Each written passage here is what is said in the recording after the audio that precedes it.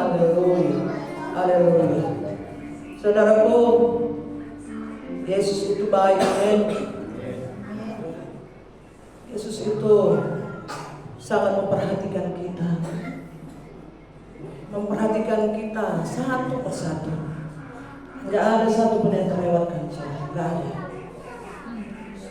Setiap detik kehidupan kita diperhatikannya. Ya. Apapun yang saudara lakukan, Dia tahu.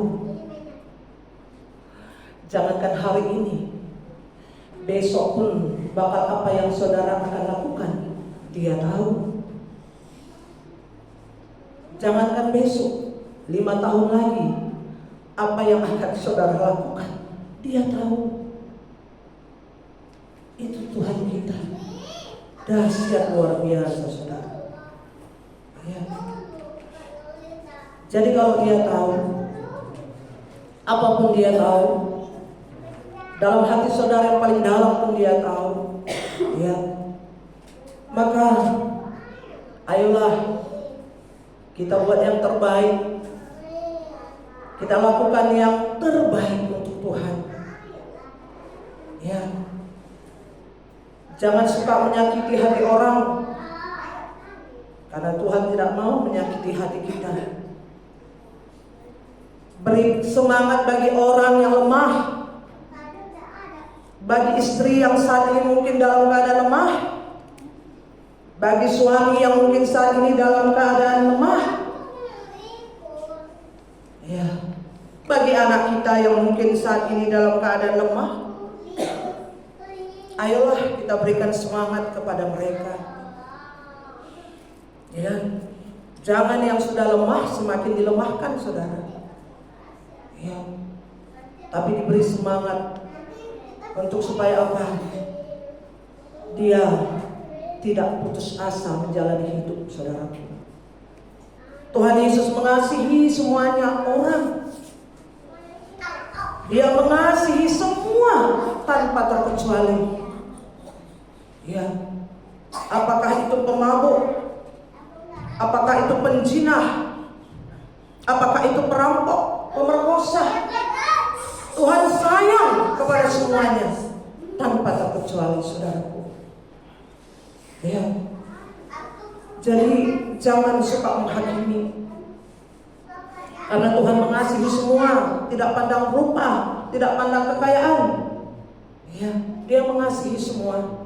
Kalau ada di hati saudara seperti itu, saudaraku, maka Tuhan itu berkenan atas saudara. Ya. Jangan sombong rohani, saudara. Ya, tahu sedikit firman, merasa sudah pemilik surga, yang lain pemilik neraka. Ya, jangan seperti itu, saudara. Ya.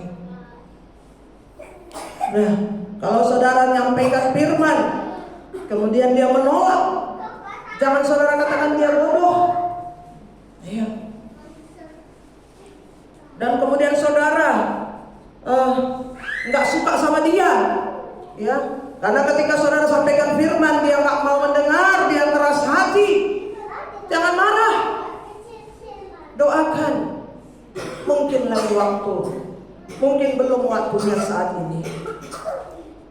Karena selalu saya bilang, bagi Tuhan adalah yang paling penting keselamatan, saudara. Keselamatan,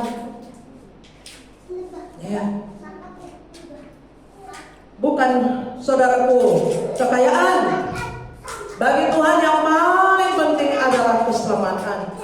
Saya selalu bilang kematian orang fasik itu Tuhan paling tidak suka.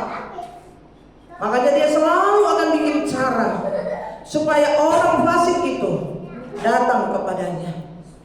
Dia akan tunggu dengan batas yang sudah Dia tentukan, saudara. Ya. Tuhan ingin semua orang yang Dia ciptakan yang ada di bumi ini, saudara, baik itu suku apapun, bangsa apapun, Tuhan ingin semuanya masuk surga. Ya. Tidak ada satupun yang Tuhan inginkan masuk neraka. Karena neraka diciptakan bukan untuk manusia, tapi untuk setan iblis. Hanya saja sekarang setan iblis cari teman banyak-banyak, saudara, supaya banyak nanti orang manusia yang bisa dia siksa di neraka, saudara. Ya. Nah, saudaraku, minggu yang lalu ya kita bercerita tentang apa, saudara? Roh Kudus. Iya kan? Atau sudah lupa? Atau nggak ada yang datang? Yang hari ini datang, minggu lalu nggak datang. Jadi minggu lalu kita bicara tentang Roh Kudus. Gereja-gereja hari-hari ini, karena bulan ini adalah bulan Paskah, ya, jadi diceritakan tentang Roh Kudus. Saudaraku, berulang-ulang gereja cerita Roh Kudus. Berulang-ulang hamba-hamba Tuhan cerita tentang Roh Kudus. Ya, bagaimana pribadi Roh Kudus. Tapi berulang-ulang pula tidak mengerti. Tapi saudara, saya tahu apapun yang dikeluarkan daripada mulut hamba Tuhan tidak akan pernah kembali dengan sia-sia. Mungkin hari ini tidak mengerti, ya, mungkin bulan lalu atau tahun lalu tidak mengerti. Tuhan Yesus itu, Roh Kudus itu selalu berharap, saudaraku, ya, kita akan mengerti walaupun sedikit demi sedikit, saudara. Ya, sedikit demi sedikit akan menjadi bukit. Begitu, saudaraku. Ya, saudara, di dalam kekristenan, ya, pengorbanan Yesus Kristus itu adalah suatu hal yang luar biasa. Iman kita ditentukan, saudaraku, oleh karena kematian dan kebangkitan Tuhan Yesus. Kalau Tuhan Yesus mati nggak bangkit, saudara, maka sia-sialah kekristenan kita. Itu iman kita yang paling luar biasa, ya. Dibangkitkan oleh karena apa? Kematian Tuhan Yesus di kayu salib, kemudian dikuburkan dan bangkit naik ke surga. Itu yang pertama. Nah, kemudian saudaraku, yang paling luar biasa lagi, saudaraku, kalau kita sebagai orang Kristen tidak mengenal, ya, tiga pribadi dalam satu, maka sebenarnya, saudara, kekristenan kita itu pasti akan terasa hampa. Seperti itu, saudara. Ya, saudara harus mengenal pribadi yang paling tinggi, yaitu Bapa. Otoritasnya paling tinggi. Ya, Bapa, Anak, dan Roh Kudus itu tiga dalam satu. Ya, saudaraku. Kalau saudara tidak mengenal pribadi itu, tiga pribadi itu, maka saudaraku, kekristenan saudara akan seperti itu saja sampai mati.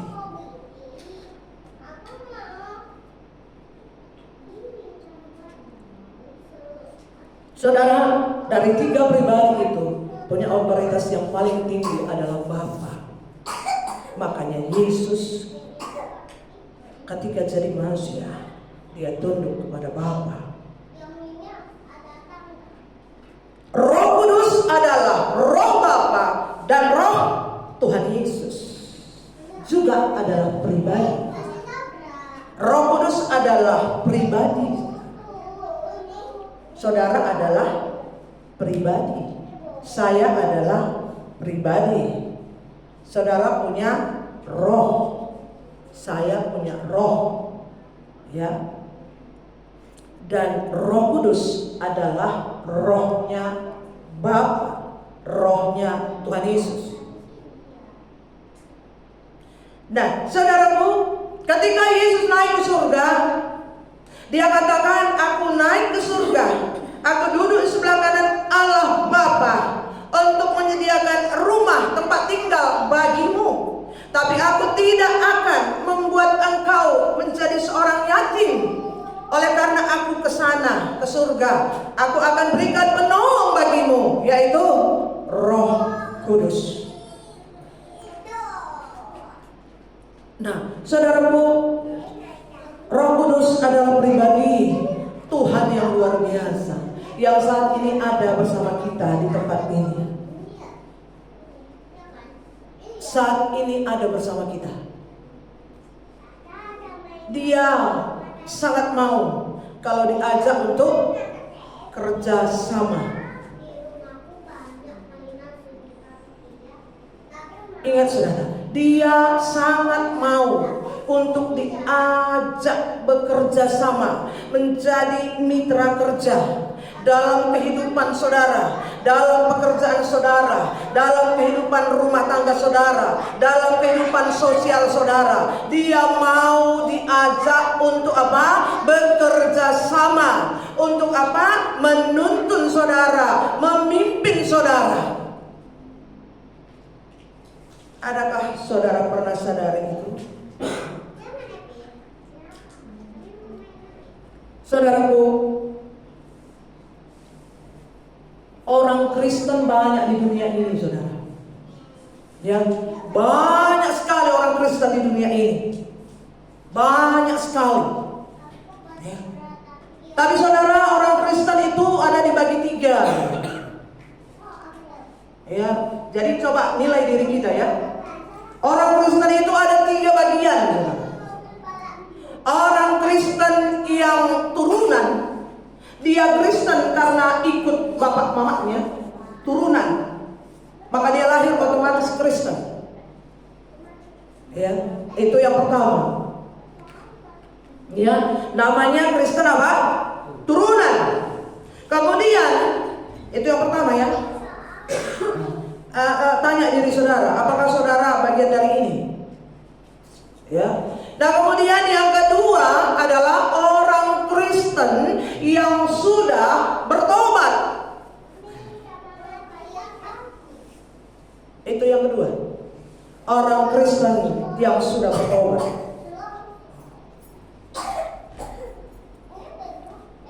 Ya, saudaraku, orang Kristen yang sudah bertobat, yang bagaimana itu? Orang Kristen yang sudah bertobat, yang bagaimana saudara? Orang Kristen yang sudah bertobat adalah orang Kristen yang melakukan firman. Orang Kristen yang sudah bertobat adalah orang Kristen yang kemarin Kristen turunan berubah menjadi Kristen yang pelaku firman. Tanya diri kita, apakah kita adalah Kristen yang bertobat? Kristen yang berubah dari manusia lama menjadi manusia baru. Yang dulu suka marah, sekarang tidak suka marah. Yang dulu sombong, sekarang tidak sombong. Yang dulu merasa benar, semua benar, gak pernah salah, sekarang merasa rendah hati, mau menerima orang. Itulah yang sudah bertobat. Jadi manusia lamanya tidak ada lagi. Ketika dia sudah bertobat, dia sudah menjadi manusia baru. Itulah orang Kristen yang sudah bertobat. Jadi tanya diri saudara, saudara masih yang lama, masih Kristen turunankah? Atau Kristen yang sudah bertobat? Orang Kristen yang sudah bertobat tidaklah suka menghakimi. Orang Kristen yang sudah bertobat, dia akan susah ketika orang susah. Dia bahagia ketika orang bahagia. Itu orang Kristen yang sudah bertobat. Tapi kalau saudara merasa susah kalau orang senang, itu belum bertobat. Ya, tanya diri saudara. Tanya diri saudara ya, apakah saudara bagian dari orang yang susah kalau orang senang?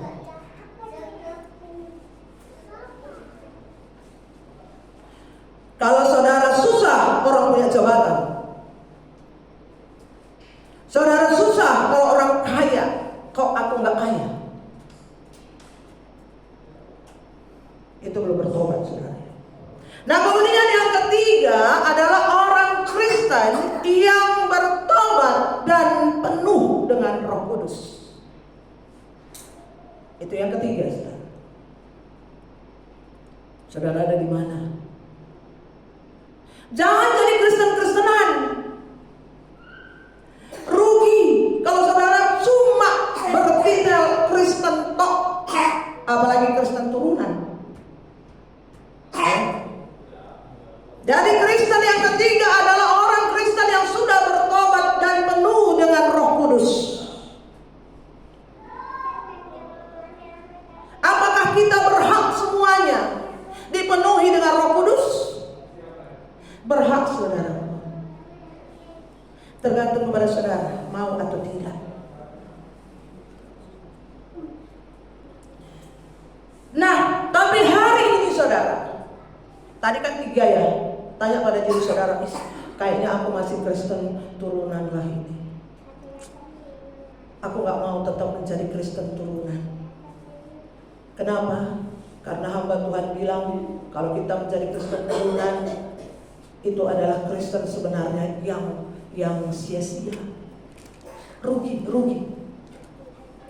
kita kalau kita hanya menjadi seorang Kristen turunan. Aku mau meningkat menjadi Kristen yang bertobat. Ya. Nah, kemudian setelah bertobat, aku mau menjadi seorang Kristen yang bertobat dan penuh dengan Roh Kudus. Amin. Nah, hari ini saudaraku, ya, setiap orang Kristen yang sudah bertobat, dia memiliki Roh Kudus dalam dirinya. Lah, jadi kalau Kristen turunan, apakah dia belum memiliki Roh Kudus dalam dirinya? Belum, saudara. Belum. Ya. Tapi kalau Kristen yang sudah bertobat, dia sudah memiliki Roh Kudus di dalam dirinya. Itu dia, saudara. Ngerti, saudara? Nah, kemudian saudaraku, ketika Roh Kudus ya kita miliki, apakah kita dipimpin oleh Roh Kudus itu?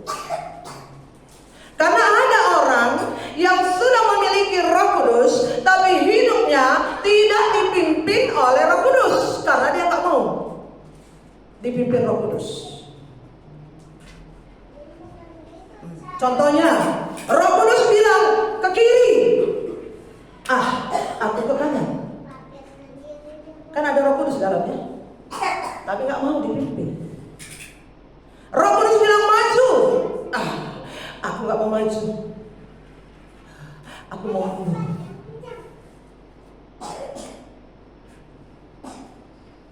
Itu saudara. Jadi ada, tapi banyak orang mengira, saudaraku, ya, memiliki Roh Kudus, kepenuhan Roh Kudus, dipimpin Roh Kudus itu sama, nggak sama, saudara. Ngerti ya? Ketika bertobat, saudara memiliki Roh Kudus, ya, memiliki Roh Kudus. Tapi ketika kita memiliki Roh Kudus, apakah kita mau dipimpin oleh Roh Kudus? Itu masalahnya, saudara. Apakah kita mau ya dipimpin oleh Roh Kudus yang ada dalam diri kita? Nah, saudaraku, ketika Tuhan Yesus bersama murid-muridnya, ya, murid-muridnya itu mengalami tahap, saudara, ya, Roh Kudus itu ada dalam kehidupan mereka. Ya, ada tahapnya, saudara. Dan apakah ya yang terjadi, yang dialami oleh murid-murid Yesus bisa kita alami? Bisa, saudara. Sangat bisa. Ya. Yang pertama, saudaraku, Ya, murid-murid Tuhan Yesus ketika pertama sekali mengakui Yesus sebagai Tuhan dan Mesias. Halo, ketika ketika murid-murid Yesus mengakui Yesus sebagai Tuhan dan Juru Selamat, menjadi Mesias mereka, detik itu juga murid Yesus memiliki Roh Kudus. Begitu juga dengan kita. Tapi bukan dengan mulut, saudara. Bukan dengan mulut, tapi dengan hati saudara. Saudara mengakui Yesus Tuhan dan Juru Selamat dan Mesias bagi kita. Detik itu juga saudara memiliki Roh Kudus.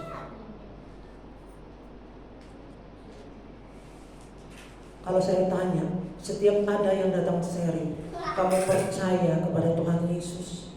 Jawabnya cepat. Apa katanya? Percaya.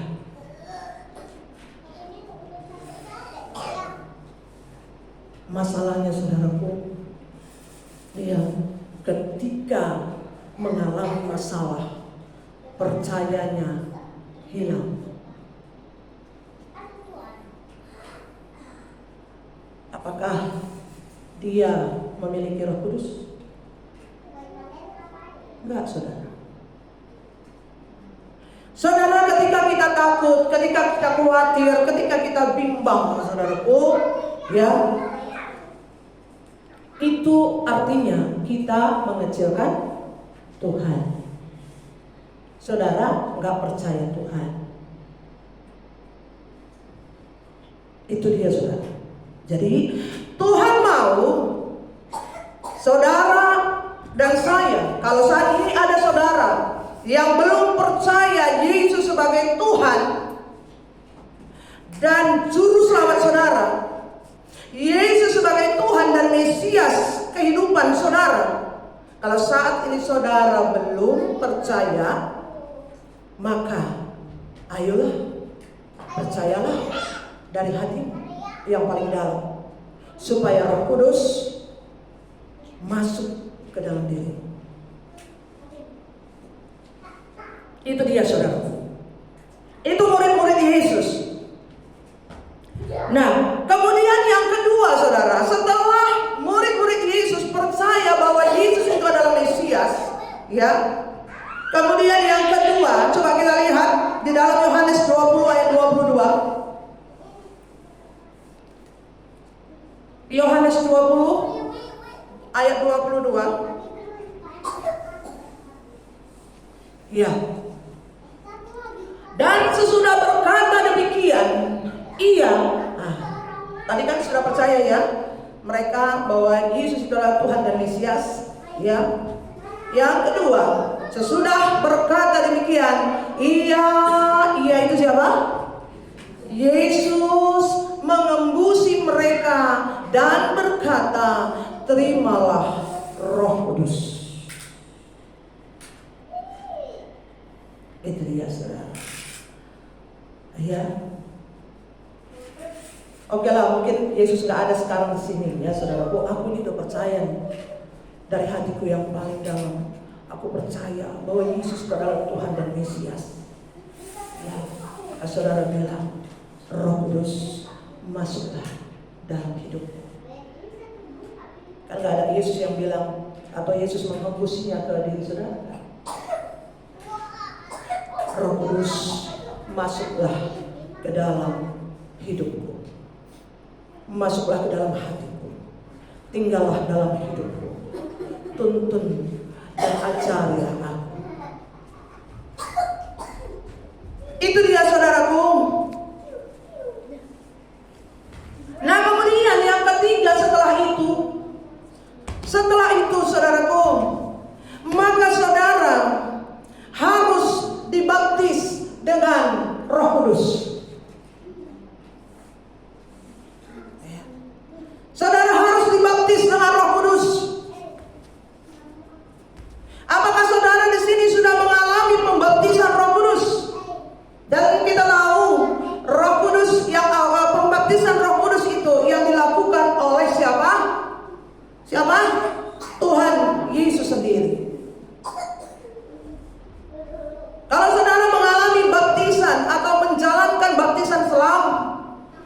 itu ya saat ini dilakukan oleh hamba-hamba Tuhan. Kalau dulu dilakukan oleh Yohanes Pembaptis, ya saat ini ya dilakukan oleh hamba-hamba Tuhan. Dan saudaraku, baptis Roh Kudus itu dilakukan oleh Tuhan sendiri. Yesus Tuhan yang melakukannya atas saudara. Nah saudaraku, ketika itu saudara alami, saudara tahu saudara sudah berbeda. Ketika itu saudara alami, saudara tahu persis saudara sudah berbeda dari yang lama.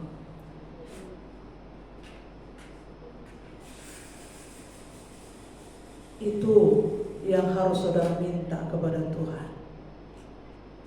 Dibaptis Roh Kudus, karena Yesus sendiri yang melakukannya. Kenapa saya katakan seperti itu? Firman mengatakan seperti itu, dan saya mengalaminya, saudara. Coba kita lihat di dalam Kisah Para Rasul 1 ayat 4 dan 5. Pada suatu hari ketika ia makan bersama-sama dengan mereka, dia itu Yesus ya, ia melarang mereka meninggalkan Yerusalem dan menyuruh mereka tinggal di situ, menantikan janji Bapa yang demikian katanya. Telah kamu dengar daripadaku, ayat 5, sebab Yohanes membaptis dengan air, tetapi tidak lama lagi kamu akan dibaptis dengan Roh Kudus. Siapa yang mengatakan? Tuhan Yesus sendiri. Jadi ini ketika Tuhan Yesus bersama dengan murid-muridnya. Kapan Tuhan Yesus akan melakukan pembaptisan Roh Kudus atas murid-muridnya? Ketika dia naik ke surga, saudara, turunkannya Roh Kudus, yaitu rohnya. Saudara baca di Alkitab, mereka mengalami, ya saudaraku, pembaptisan Roh Kudus yang dilakukan oleh Tuhan Yesus sendiri, yang saat itu tidak lagi bersama dengan mereka, yaitu kejadian di Upper Room, saudara. Ya, jadi yang ketiga, saudara harus minta kepada Tuhan agar supaya saudara dibaptis oleh Roh Kudus. Saudara harus punya kerinduan supaya saudara dibaptis oleh Roh Kudus. Tanpa kerinduan itu saudara, maka saudara tidak akan memperolehnya. Saudara tidak akan memperolehnya. Dan coba kita lihat lagi di dalam Kisah Para Rasul 1 ayat 8.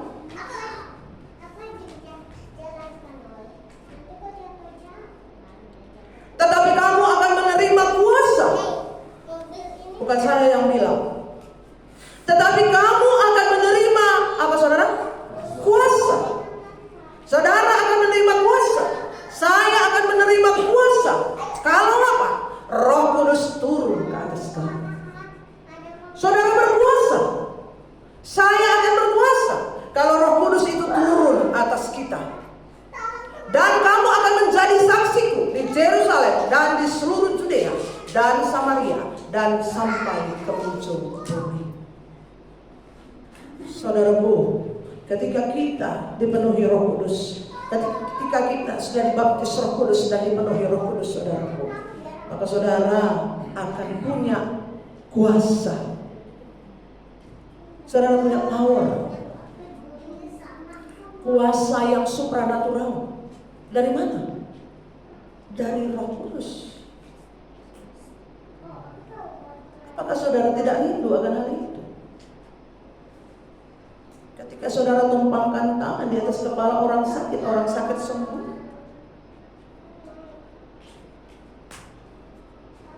Kata-kata saudara berkuasa. Oleh karena apa? Saudara dipenuhi dengan Roh Kudus.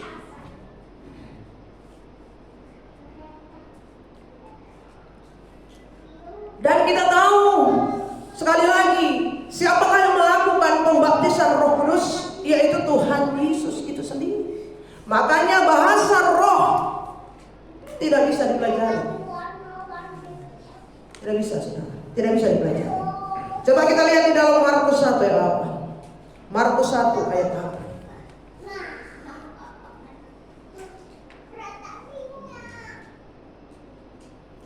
Aku membaptis kamu dengan air, tetapi ia akan membaptis kamu dengan Roh Kudus.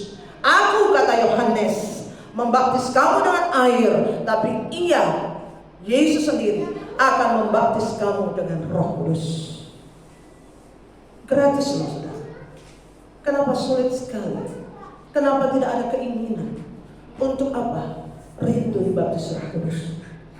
Itu makanya, saudara, terkadang saya bingung lihat orang-orang, lihat orang-orang Kristen, nggak ada kerinduan itu, ya sedikit pun nggak ada. Kira-kira ginilah perbandingannya 100:1. Bayangkan hanya satu yang rindu. Untuk apa? Dipenuhi Roh Kudus, untuk dibaptis Roh Kudus. Sisanya ya begini sajalah, gini aja juga udah hebat deh ini, udah syukurlah.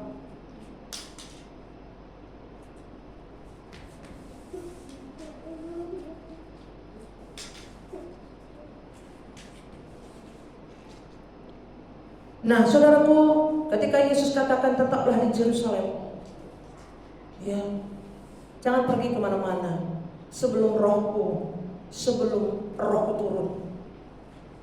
Artinya, saudaraku, Yesus mengatakan bahwa dibaptis Roh Kudus itu sebenarnya adalah suatu keharusan bagi kita semuanya. Karena itu perintah, tetaplah di Yerusalem sampai Rohku turun.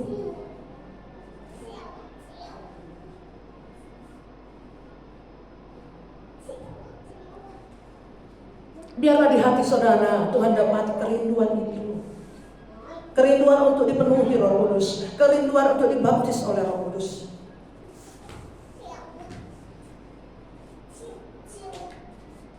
Nah, kemudian saudaraku, murid-murid Tuhan Yesus yang keempat, saudara, mereka mengalami kepenuhan Roh Kudus, saudara. Mereka mengalami kepenuhan Roh Kudus.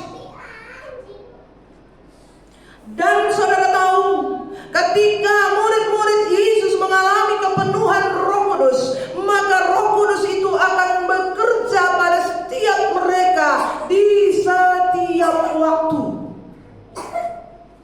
di setiap tempat, di setiap waktu. Ketika murid-murid Tuhan Yesus itu sudah kepenuhan Roh Kudus, maka Roh Kudus itu akan, saudaraku, menyatakan kuasanya dalam setiap kehidupan murid-muridnya, di setiap waktu, di setiap detik.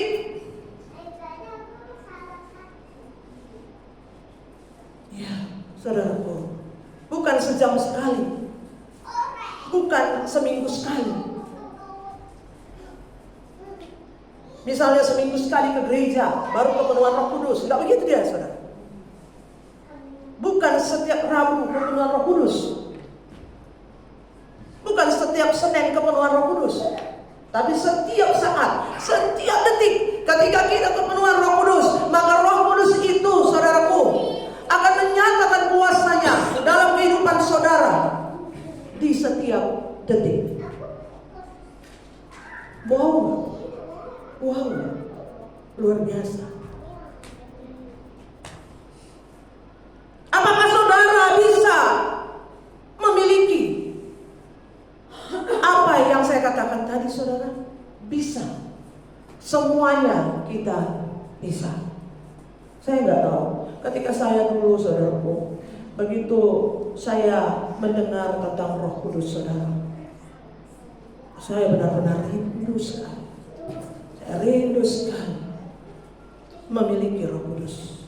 Benar-benar rindunya luar biasa. Saya cari kemanapun, saudara. Ya, baca buku tentang Roh Kudus. Setiap ada hamba Tuhan cerita tentang Roh Kudus. Saudara tahu, saya merasa kurang telinga saya 2.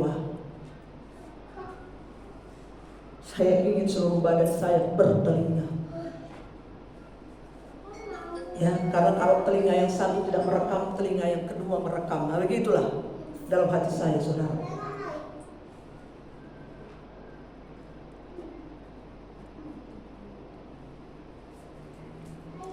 Nah, saudaraku, coba kita lihat ayatnya di dalam Kisah Para Rasul 4 ayat 31.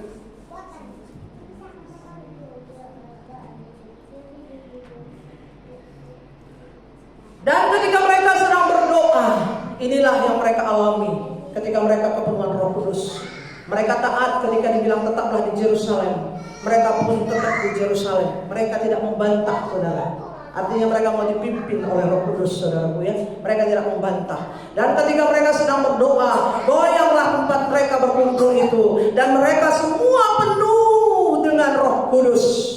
Lalu mereka memberitakan firman Allah dengan berani. Ada power, ada kekuatan.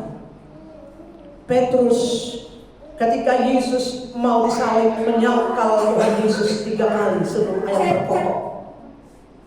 Mulutnya bilang, ya, sebelum Yesus disalib, Tuhan Yesus bilang, akan tiba kesudahanku. Ya, kira-kira ginilah, sebentar lagi aku akan ditangkap. Maka Petrus pasang badan. Apa katanya, saudara? Siapa yang berani menangkap engkau? Aku di depan. Itu Petrus. Kan banyak kan orang Kristen seperti itu, saudara. Ya. Aku di depan. Tapi ketika Tuhan Yesus bilang sama Petrus, Petrus. Tuhan Yesus tahu hati Petrus, saudara. Sebelum ayam berkokok, engkau telah menyangkal aku 3 kali. Saudaraku, tapi ketika murid-murid Tuhan Yesus, di mana Tuhan Yesus tidak ada lagi, saudaraku, mereka mengalami kepenuhan Roh Kudus. Mereka memberitakan firman tanpa rasa takut. Kenapa? Mereka sudah kepenuhan Roh Kudus. Lebih baik mati daripada meninggalkan Tuhan. Begitulah kira-kiranya, saudara. Maka kalau saudara lihat kisah daripada rasul, daripada murid-murid Tuhan Yesus, saudara tahu tidak ada satupun kematian mereka yang enak. Tidak ada, saudara. Petrus kalau nggak salah matinya disalib terbalik. Ya. Rasul Paulus kepalanya dipenggal. Saudaraku, mereka tidak takut, saudara. Kenapa? Mati pun pasti bersama Tuhan di Firdaus. Ada power, ada kekuatan ketika kita kepenuhan Roh Kudus, saudaraku. Ya. Itulah kalau kita, ya saudaraku, menjadi Kristen yang bukan biasa-biasa, tapi menjadi Kristen yang luar biasa. Kalau kita kepenuhan Roh Kudus dan mau dipimpin oleh Roh Kudus. Saudara tahu, ada rupanya orang yang penuh Roh Kudus tapi tidak dipimpin Roh Kudus. Ada, saudara. Ada, saudara. Ya. Ada, saudara. Ya. Dan saya lihat itu ada ketika dia datang di pelayanan ini, saudara. Ya, dia bisa menyembuhkan. Ya, dia bisa menyembuhkan orang sakit, saudara. Kemudian dia datang kemari. Dia bilang, saudaraku, saya mimpi. Kemudian saya mimpi, di mimpi saya ada bintang apalah itu, dia bilang, saudara. Nah, kemudian katanya bahwa saya saudara, saya ya, jadi gurunya begitu. Nah, begitulah dia katanya pengertiannya. Ya, dalam mimpi saya ini harus jadi gurunya gitu. Nah, gitu ya saudaraku, dia bisa menyembuhkan. Ya, tapi kesembuhan atau karunia yang dia terima itu sejak dia lahir, saudara. Sama dengan siapa saudaraku? Samson. Tahu ya ceritanya? Nah, saudaraku, kemudian waktu itu saya bilang sama dia, karena saya tahu dia akan punya karunia dari lahir. Saya bertanya, apakah Bapak masih makan darah? Saya bilang, saudara. Dia bilang, masih. Saudara, dia masih makan darah. Itu ya, Tuhan itu suka-sukanya lah. Dia kasih karunia kesembuhan ya saudara ya. Tapi dia masih makan darah. Jadi karena Bapak bilang saya guru Bapak, oke lah saya guru Bapak. Tapi sejak saat ini kalau saya guru Bapak, jangan lagi makan darah. Kemudian dia bilang, iya, aku berjanji aku tidak akan makan darah lagi. Itu dia bilang, saudara. Nah kemudian satu hal lagi saya bilang, ini dia nggak mau dipimpin Roh Kudus ya, dia nggak mau dipimpin Roh Kudus ya saudaraku. Kemudian saya katakan, Bapak, saya bilang kalau Bapak mau melayani itu baik, karena Tuhan sudah kasih karunia kepada Bapak. Tapi Bapak ingatlah, pelayanan itu penting, baik memang ya, tapi yang paling penting ya, perbaiki dulu Yerusalem rumah tangga Bapak. Itu saya katakan, Yerusalem rumah tangga Bapak itu dulu diperbaiki. Jangan oleh karena pelayanan nanti semua jadi kacau. Nah, panggillah, bawa kemari istri Bapak. Kemudian dia bawa istrinya seorang jaksa, saudara. Dan saya bilang, haruslah dibenarkan dulu rumah tangga, ya, baru kemudian pelayanan. Tapi nggak mau dengar, saudaraku. Itulah saya bilang tadi, nggak mau dipimpin Roh Kudus. Kemudian dia terus melayani tanpa mementingkan Yerusalem rumah tangganya. Ya, saudaraku, dia melayani, saudaraku, dan sampai akhirnya Bapak itu melayani mungkin seorang gadis, saudaraku. Nah kemudian dia tertarik pada gadis itu. Nah, kemudian dia kawin kepada gadis itu. Oh Tuhanku, luar biasa, luar biasa. Jadi ada orang yang dipenuhi Roh Kudus tapi gak mau dipimpin Roh Kudus. Dia kawin dengan perempuan itu. Nah dari situ dia punya anak. Bagaimanakah sikap Tuhan dengan orang-orang yang seperti ini? Saudaraku, kalau tidak tobat. Ya, coba kita lihat di dalam Matius 7 ayat 22 sampai 23. Ini dia yang akan terjadi pada orang-orang yang seperti ini. Pada hari terakhir, nah biasa kita dengar ayat ini, saudara. Pada hari terakhir, banyak orang akan berseru kepadaku, Tuhan, Tuhan, bukankah kami bernubuat demi namamu? Dan mengusir setan demi namamu? Dan mengadakan banyak mukjizat demi namamu juga? Ayat 23. Pada waktu itulah aku akan berterus terang kepada mereka, aku kata Tuhan, dan berkata, aku tidak pernah mengenal kamu, enyahlah daripadaku, kamu sekalian pembuat kejahatan. Saudara lihat, dia bernubuat, dia menyembuhkan orang sakit, banyak kuasa yang dilakukannya. Tapi Tuhan bilang, karena tidak dipimpin Roh Kudus, dia tidak mau dipimpin Roh Kudus. Sebab kalau Tuhan sudah kasih karunia, Tuhan tidak pernah akan ambil kita. Ya. Kalau Tuhan sudah kasih karunia kepada saudara, siapapun kita, dia tidak akan pernah ambil karunia itu. Tapi Tuhan tidak akan mengurapinya. Ya saudaraku, karena hidupnya tidak lagi dipimpin oleh Roh Kudus. Ini yang Tuhan katakan buat orang-orang yang seperti itu. Ya. Enggak seperti soal ini pun banyak orang Kristen selalu berkata, aku sudah berdoa, Aku udah menyembah, aku sudah memberi persembahan, aku sudah berpuasa, tapi kenapa Tuhan itu tidak adil? Kan sering kita seperti itu juga.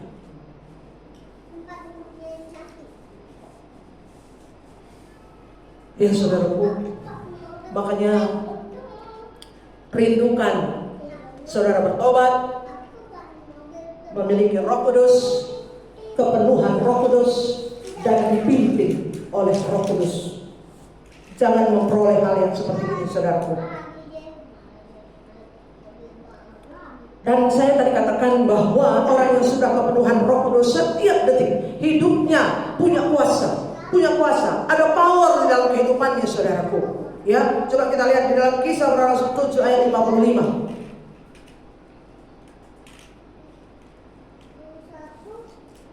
Tetapi Stefanus adalah kepenuhan Roh Kudus, ya. Dia punya kuasa, dia punya power. Power apa dia punya, saudara? Tidak ada takutnya ketika dia dirajam, ketika dia dilempari batu sampai mati. Keluar dari kata-kata dari mulutnya apa, saudara? Bapa, ampunilah mereka, sebab mereka tidak tahu apa yang mereka lakukan. Sama seperti apa yang keluar daripada mulut Tuhan Yesus. Saudara, itu Stefanus. Saudara tahu, ketika saya membaca ini, saudara, saya agak protes kepada Tuhan. Bukan protes gimana ya, saudara, maksud saya, Tuhan, kau kan bisa bikin Stefanus itu hilang gitu, saudara, ya. Kenapa engkau biarkan dia dilempar dengan batu? Mati, saudara. Dilempar, dirajam dengan batu. Tapi dia tidak takut, saudara. Oleh karena itulah Tuhan hormat kepadanya. Kalau saudara baca nanti ke bawah, Tuhan berdiri menunggu dia. Tuhan menghormatinya. Itu saudara, ya, ada kuasa. Ya, mungkin saudara ya berdoa di rumah makan pun saudara takut, malu. Saudaraku, Tuhan bilang, kalau kau malu kepadaku, maka aku pun akan malu mengakui engkau di depan Bapakku.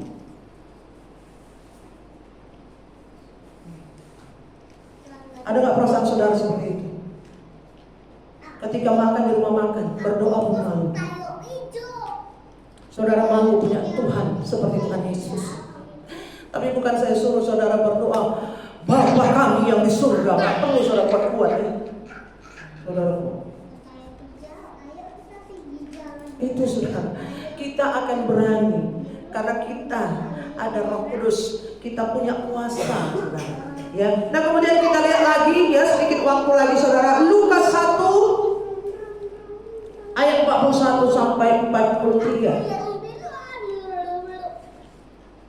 Dan ketika Elizabeth, nah ini pun ada kuasa ya, tapi ini nanti panjang sekali, enggak usah yang ini ya. Kisah Para Rasul 4 aja ayat 31. Nah, dan ketika mereka sedang berdoa, ini tadi udah ya. Oh iya. Ada kuasa kan? Ya, di situ juga ada kuasa, saudara. Apa yang terjadi di situ? Goyanglah tempat mereka berkumpul itu, saudara ya. Ada power di situ, ada kekuatan, ya. Dan kemudian kita lihat lagi 1 Samuel 10 ayat 6. Apa yang kita dapat ketika kita kepenuhan Roh Kudus? Kita punya kuasa ya. Maka Roh Tuhan akan berkuasa atasmu. Engkau akan kepenuhan bersama-sama dengan mereka dan berubah menjadi apa? Manusia lain. Enak gak itu? Enak, saudara. Luar biasa, saudara. Ya, kita bisa mendemonstrasikan kuasa Tuhan lewat hidup kita. Ketika kita katakan sama setan, pergi, keluarlah, tinggalkan anak ini, tinggalkan orang ini, dalam nama Tuhan Yesus Kristus, pergi, maka setan akan pergi. kita akan menjadi manusia lain. Kita punya kuasa. Ya. Ketika murid Tuhan Yesus bertemu dengan orang, saudaraku, yang lumpuh ketika masuk ke sinagog, itu Yesus sudah nggak ada lagi di bumi ya saudaraku. Ya, dia meminta-minta, dia lumpuh. Apa kata murid Tuhan Yesus? Emas dan perak tidak ada padaku, tapi apa yang ada padaku, ku berikan bagimu. Sekarang bangkitlah dan berdirilah. Maka orang lumpuh itu bangkit dan berdiri. Itu dia saudaraku, luar biasa.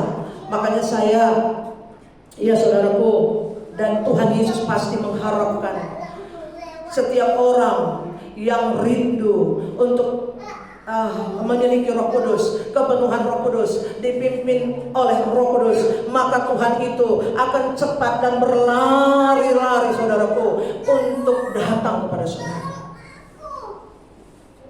Itu dia saudara, luar biasa kuasa Yesus saudaraku.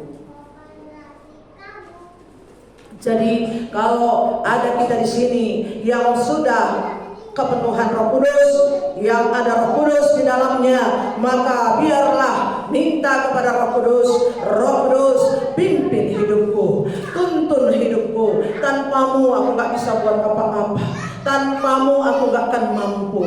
Tuhan, ajarku taat. Tuhan Roh Kudus, ajarku patuh. Kalau kau katakan kiri, aku ke kiri. Kalau kau katakan ke kanan, aku ke kanan. Biarlah semua apapun yang ada dalam hidupku, mataku melihat apa yang kau ingin aku lihat, tanganku memberi dan menerima apa yang kau ingin aku terima dan ku beri, dan mulutku berbicara oleh karena engkau ingin aku bicara. Kalau tidak, biarlah aku diam saja.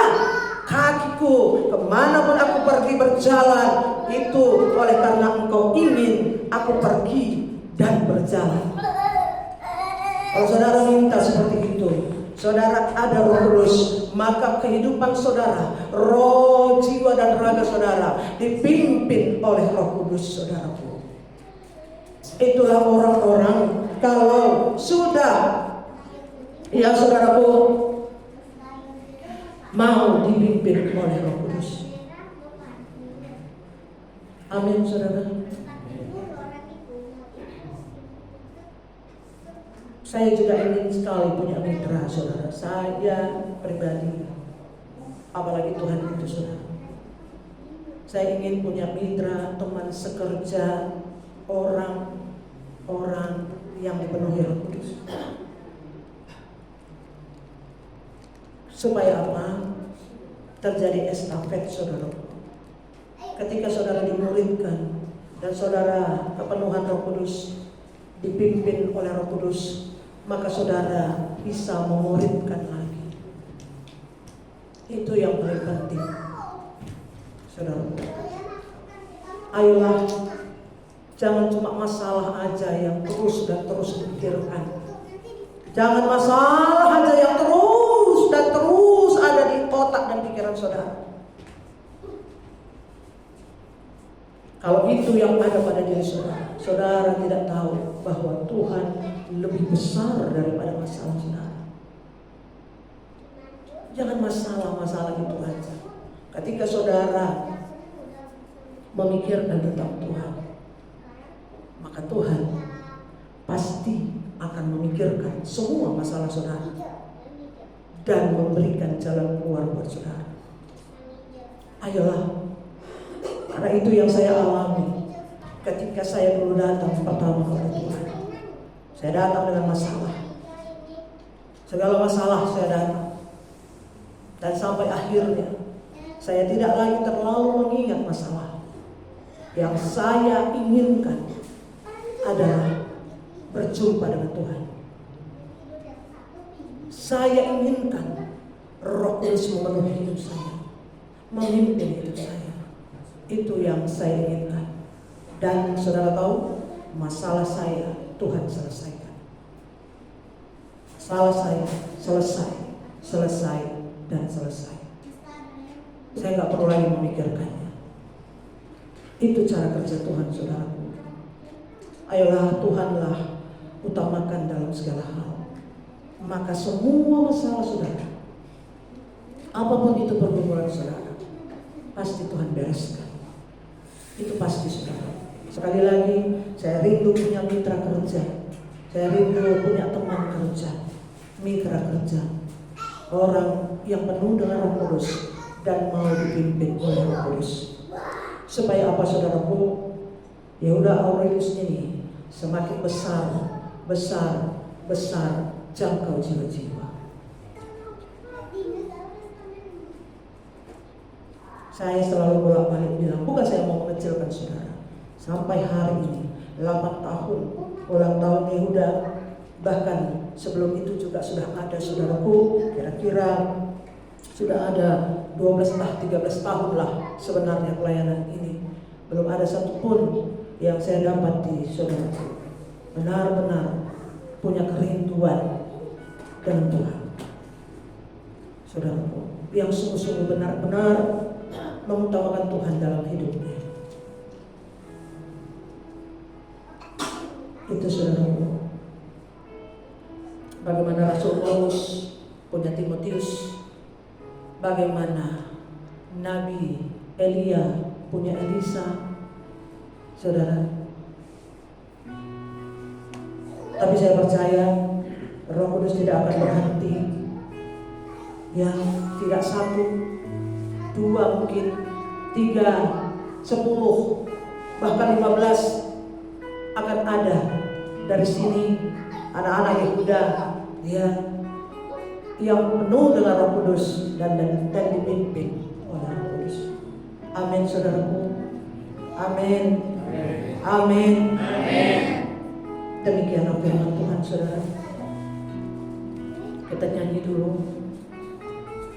Roh Kudus, Kau hadir di sini.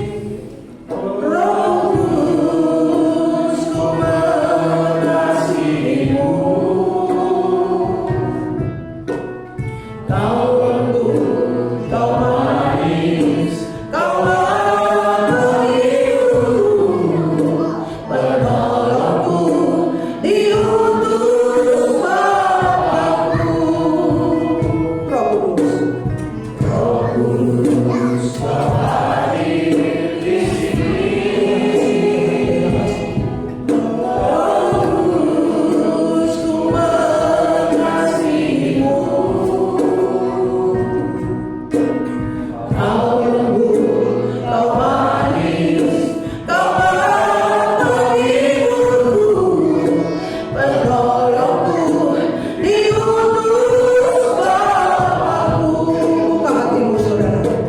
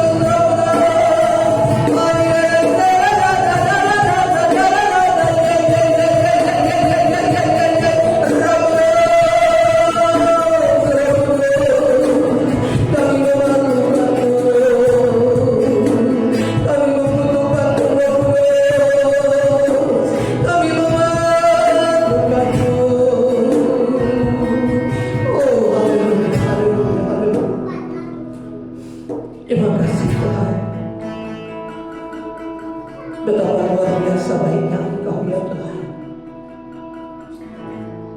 Betapa luar biasanya Engkau baiknya ya Allah.